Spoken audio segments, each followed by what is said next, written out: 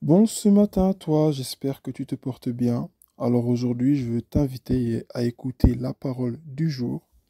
Assieds-toi confortablement et sois prêt à recevoir la parole. Méditons ce matin dans le livre de Jérémie, chapitre 15, à partir du verset 19. Je lis. C'est pourquoi ainsi parle l'Éternel. Si tu te rattaches à moi, je te répondrai et tu te tiendras devant moi. Si tu sépares ce qui est précieux de ce qui est vil, tu seras comme ma bouche. C'est à eux de revenir à toi, mais ce n'est pas à toi de retourner vers eux. Je te rendrai pour ce peuple comme une forte muraille et pour une forte muraille d'airain. Ils te feront la guerre, mais ils ne te vaincront pas, car je serai avec toi pour te sauver et te délivrer, dit l'Éternel. Je te délivrerai de la main des méchants, je te sauverai de la main des violents. Amen. Ce que l'Éternel nous dit ce matin, il dit, c'est pourquoi ainsi parle l'Éternel. Si tu te rattaches à moi. Ici, Dieu nous parle encore de revenir à lui, mais dans une dimension à laquelle que lui, il désire. Amen. S'il dit, si tu te rattaches, ça veut dire que nous nous sommes détachés. Nous étions avant attachés et que nous nous sommes détachés. Voilà pourquoi il dit, si tu te rattaches, en un mot, si tu reviens à moi, si tu retournes à moi.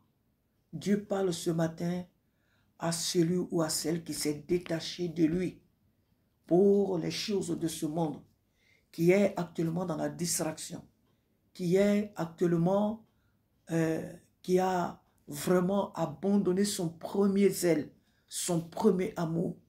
Cette parole s'adresse à nous tous.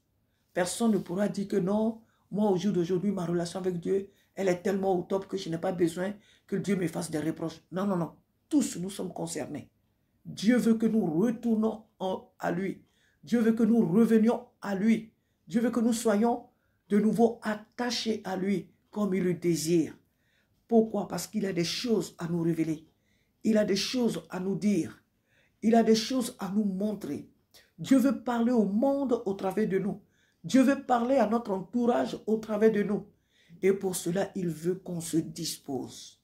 Il veut qu'on retourne à lui dans la dimension que lui, il agrée, dans la dimension que lui, il accepte, dans la dimension qui lui est agréable. C'est à cela qu'il veut. C'est à cela. C'est cela qu'il nous demande ce matin. Il dit, si tu te rattaches à moi, si tu te rattaches à moi, je te répondrai et tu seras quoi? Et tu te tiendras devant moi. Je te répondrai et tu te tiendras devant moi. La Bible nous dit que David était constamment devant l'Éternel. David dit, je suis dans la joie quand on me dit à la maison de l'Éternel. Donc David trouvait son plaisir à demeurer dans la présence de Dieu, à voir la face de Dieu, à servir Dieu. David était vraiment toute sa joie. C'était pas seulement, David n'avait pas de joie parce qu'il était roi. Il n'avait pas de joie parce qu'il était le roi d'Israël. Il était vainqueur dans les combats, il triomphait, il avait des enfants, il avait des femmes. Non, la joie de David se trouvait que dans la présence de Dieu. Pourquoi? Parce qu'il a compris qu'être roi, ça passe. Être mari, être père, grand-père, être riche, je ne sais pas, à posséder les choses de ce monde, c'est bien, c'est pas mauvais, c'est Dieu qui nous les a donnés, parce que nous vivons encore sur la terre. Personne ne peut dire que ces choses-là, je n'en ai pas besoin, tu seras stupide. Parce que si tu n'en as pas besoin, c'est que tu ne vis plus sur la terre. Donc c'est vrai, ces choses, nous en avons besoin. C'est vrai que ces choses nous procurent aussi la joie, parce que il faut pas être hypocrite, se disant que non, ces choses de ce monde, nous, moi, je suis un enfant de Dieu. Si tu dors dans un bon lit, tu seras content. Si tu es dans une belle maison, tu seras content. Si tu as une belle vie sur cette terre, tu seras content. Donc, ces choses ne sont pas dissociées de la vie chrétienne. Elles sont belles. Mais tout simplement, elles sont passagères. Donc, notre joie ne doit pas se limiter à ces choses-là. David avait compris cela.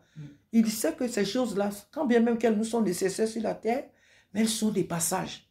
Mais ce en quoi, ce dont il est fier, ce dont il se glorifie, ce qu'il désire, plus que toutes ces choses qu'il possède, c'est la présence de Dieu. Et Dieu nous invite ce matin à aimer sa présence, à revenir dans sa présence. C'est en cela qu'il va, c'est seulement en cela qu'il pourra nous exaucer. Loin de lui, non, nos prières ne pourront pas avoir des effets. Loin de lui, nos actes ne pourront pas être à sa gloire. Il nous faut revenir dans sa présence pour que tout ce que nous faisons puisse l'honorer et que nous puissions avoir cette relation-là de père et fils et fille, vraiment avec lui, cette relation, mais vraiment fluide avec lui pour que son nom soit glorifié. Il dit, si tu te rattaches à moi, je te répondrai et tu te tiendras devant moi. Dieu désire que nous soyons constamment dans sa présence. Ensuite, il nous dit quoi? Si tu te sépares des choses viles, si tu sépares les choses viles des choses précieuses, à moi, ce passage, il me plaît énormément. Si tu sépares les choses précieuses, si tu sépares ce qui est précieux de ce qui est vil, tu seras comme ma bouche. Si tu sépares le péché, si tu sépares la sanctification du péché, si tu sépares les choses de Dieu, des choses du monde, des choses souhaitées, le Seigneur dit quoi? Tu seras comme ma bouche. Pourquoi? Parce qu'il est saint. Il est un Dieu saint. Alors, il désire que nous aspirons chaque jour à la pureté, à ce qui l'honore. Ce n'est pas mauvais de regarder la télévision. Ce n'est pas mauvais de regarder un documentaire, un film. Ce n'est pas mauvais mais il y a des choses qui doivent être interdites pour un enfant de Dieu. Il y a des choses que nous ne devons même pas regarder. Il y a des choses, il y a même des images simples. Il y a des choses auxquelles nous ne devons même pas prendre plaisir. Il y a des choses que nous voyons même aussi au dehors, que c'est vrai, on est assis dans le train avec quelqu'un ou quelqu'une, on est dans le bus, on passe dans les rues. Il y a des choses sur lesquelles il ne faut pas s'attarder. Il y a des choses qu'il ne faut pas regarder deux fois. Tu as vu, c'est vrai, mais il faut passer. Il ne faut même pas tourner la tête pour regarder. Il ne faut même pas fixer tes regards sur ça. Il ne faut même pas prendre plaisir à cela. Il ne faut même pas convoiter cela. Il ne faut même pas désirer cela. Oh, alléluia. Si tu sépares les choses saintes des choses impures, le Seigneur dit que nous serons comme sa bouche. Il dit c'est à eux, mais qui sont ceux-là? Qui sont ceux-là, nos ennemis? Qui sont ceux-là qui en réalité sont nos ennemis, mais nous ne savons pas aussi? Qui sont ceux-là? Ce sont ceux-là qui passent leur temps à nous juger. Qui sont ceux-là, qui ce sont en un mot nos ennemis. Il dit, ce n'est pas à toi d'aller vers eux, c'est à eux de revenir vers toi. Ceux-là qui sont nos ennemis. Or, combien de fois nous voulons souvent marcher avec des personnes, nous voulons être souvent avec des personnes avec lesquelles en réalité, desquelles même nous n'avons pas besoin.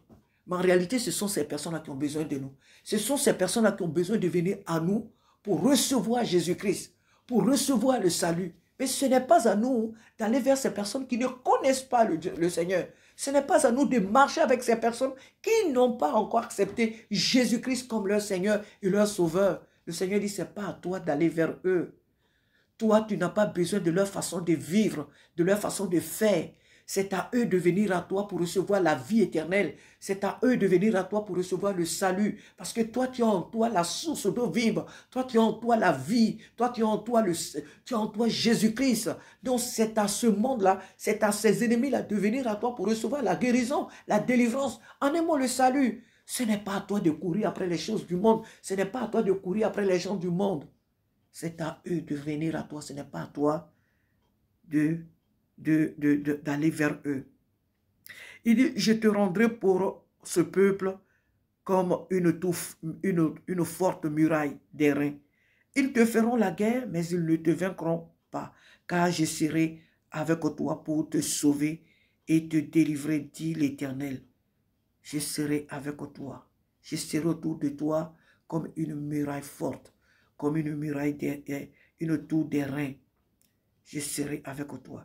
Il dit, je te délivrerai de la main des méchants.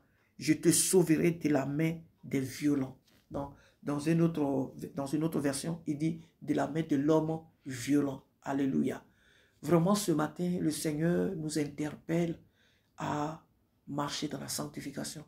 Le Seigneur nous interpelle à retourner à lui. On ne peut pas dire que oui, on n'est pas sauvé. C'est vrai, on est sauvé. mais on est sauvé pour servir. Et Dieu veut faire des choses. Dieu veut accomplir des tâches au travers de nous. Dieu veut accomplir une mission au travers de nous. Alors il nous attend quelque part. Et ce quelque part, c'est vraiment sa présence. Pour qu'il puisse agir comme il le désire. Ne laissons pas ce monde, ses pensées, sa vision, sa mentalité nous assaillir. Laissons le Saint-Esprit vraiment nous transformer. Venons au pied du Seigneur constamment. Ayons cette relation véritable avec le Seigneur où que nous soyons. Dans le bus même, prions en langue, en pensée. Prions partout en langue, prions partout en esprit, prions partout. On n'a pas dit d'ouvrir la bouche pour crier, non. Mais apprenons à prier en esprit où que nous soyons. Oh, moi, le Seigneur m'a, ce matin, quand je méditais seul, le Seigneur m'a appris quelque chose et je vais terminer là-dessus. Quand j'ai fini de méditer ce même passage, le Seigneur me disait, ce matin, le Seigneur me disait encore que, tu vois, beaucoup de mes enfants, quand ils ont des croisades, quand ils ont des conventions, des conférences, c'est là qu'ils se mettent à jeûner et à prier. Ils se mettent à jeûner parce que la plupart jeûnent. Pourquoi? Parce qu'ils ont peur d'être attaqués. Ils pensent que le fait qu'ils vont jeûner, prier, va les mettre dans une dimension supérieure que les ennemis qui viendront ne vont pas les attaquer. Beaucoup ne gênent pas parce que c'est vrai, ils gênent pour que l'organisation, tout ce qu'ils ont organisé réussisse, pour que je travaille, pour que je me révèle, c'est vrai. Mais la plupart sont animés d'une peur des ennemis qu'ils vont affronter, des personnes qu'ils vont affronter, et ils gênent. Il dit un enfant de Dieu ne doit pas gêner parce qu'il a une convention. Un enfant de Dieu ne doit pas gêner parce qu'il a une croisade. Non, ta vie doit être toujours une vie de prière. Parce que l'enfant de Dieu, c'est un soldat. Et il me dit, mais est-ce que quand tu vois au dehors les soldats à la gare de l'Est, tu les vois? Tu as déjà vu un soldat qui se promène sans son arme? Tu as déjà vu un soldat sans son arme? J'ai dit non, Seigneur. D'accord. Donc un soldat, il n'est jamais sans son arme. Le chrétien ne peut pas marcher sans une vie de prière, sans le jeûne. Je ne te dis pas, ma fille, je ne vous dis pas de ne pas manger. Mais le chrétien doit constamment jeûner pour sa relation avec moi. Le chrétien doit être opérationnel en toute occasion. Et dès là où tu es, par exemple, où tu vas à l'école, si par exemple tu as une collègue qui tombe, comment tu fais? Tu vas retourner d'abord jeûner pour venir prier pour elle? Non, le chrétien a la puissance de Dieu. Le chrétien a en lui ma puissance. Le chrétien a en lui mon autorité. Il a mon autorité. Il a mon approbation pour agir à n'importe quel moment. Donc tu n'as pas besoin forcément de jeûner. Tu peux te lever aujourd'hui et aller dire que tu fais une croisade. Je vais agir. Si tu as une vie de prière, tu as une vie de sanctification, je vais agir partout. Tu n'as pas besoin d'avoir forcément, d'alerter un groupe de prière forcément pour dire que c'est maintenant. Mais après ces temps de convention et de prière, la vie de la personne, qu'est-ce qu'elle devient? Il revient à ce qu'il était avant. Il dit non, la vie d'un enfant de Dieu doit être constamment une vie de prière, une vie de jeûne, une vie de prière, pour qu'il soit opérationnel à toute occasion. Il dit, moi Jésus, j'ai jeûné. J'ai fait beaucoup de jeûnes. Mais mon jeûne qui est réputé dans la Bible, c'est le jeûne du désert. C'est tout ce que les gens... Mais moi, j'ai fait 33 ans et quelques sur la terre. J'ai passé du temps dans des jeûnes. J'ai prié. Tout cela n'est pas mentionné. Mais vous devez savoir que le jeûne, il est très utile. La vie de prière est très importante. Doit faire partie de la vie d'un enfant de Dieu. Tu ne dois pas gêner seulement parce que pour tel. Tu peux gêner, c'est vrai, pour une situation. Mais ta vie de tous les jours sur cette terre doit être une vie de prière. Et cela te permet d'être opérationnel. Ce sont vos armes. Ma parole, la prière, le jeûne, ce sont vos armes sur la terre pour être efficace, pour être opérationnel en tout lieu. Dans le bus, dans les moyens de transport, partout où tu vas, il y a une situation, tu es toujours prêt à agir. De même qu'un enfant de Dieu est toujours prêt à exhorter. Quand on te donne la Bible, de suite tu vas exhorter, tu ne vas pas aller d'abord jeûner, prier pour venir. Donc c'est de cette manière qu'un enfant de Dieu doit être tous les jours opérationnel. Et quand le Seigneur m'a dit ça ce matin, je t'assure que j'étais émerveillé. C'était pour moi une révélation. Je savais que tous les jours nous devons prier, en esprit nous devons prier. Mais quand il m'a parlé du jeûne dans ce domaine, cela a été pour moi vraiment une grosse révélation. Et je bénis Dieu encore ce matin pour ce message. La parole de Dieu, nous découvrons toujours. Nous savons des choses, mais Dieu va toujours en profondeur avec nous. Quand nous lui sommes vraiment, quand nous sommes attentifs, Dieu nous parle. Ce matin, que Dieu nous aide. Amen.